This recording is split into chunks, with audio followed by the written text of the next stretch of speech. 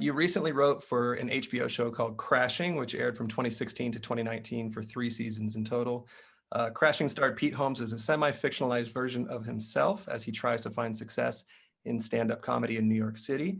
The show's executive producer was also Judd Apatow, a guy that everything he's involved in seems to turn out so well. I watched every episode of that show. I loved it. I thought it was hilarious. I thought it was really well done.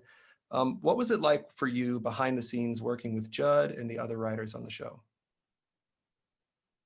It was one of the good ones. I've written on a lot of shows, and there's shows where it's really like, you hate to complain because writing on a TV show is a dream for so many people, and it's very well paying, and you get treated great.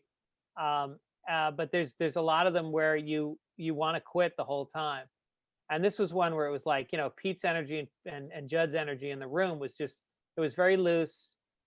I think part of the reason I was hired was because I have so much experience, real life experience as a comedian. Yeah. And so they would mine me for stories. And so a lot of the writing room was just kind of regaling people with like getting beat up on stage in Boston, like just telling stories like that all day.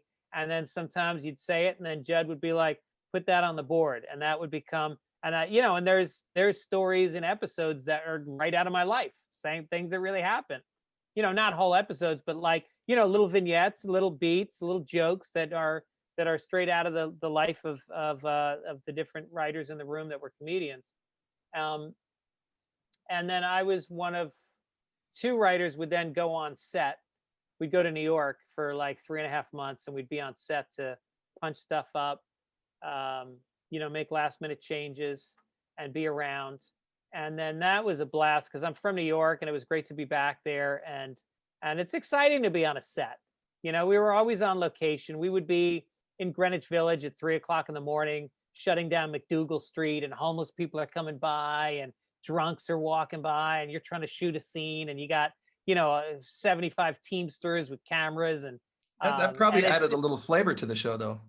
Oh, totally did. Yeah.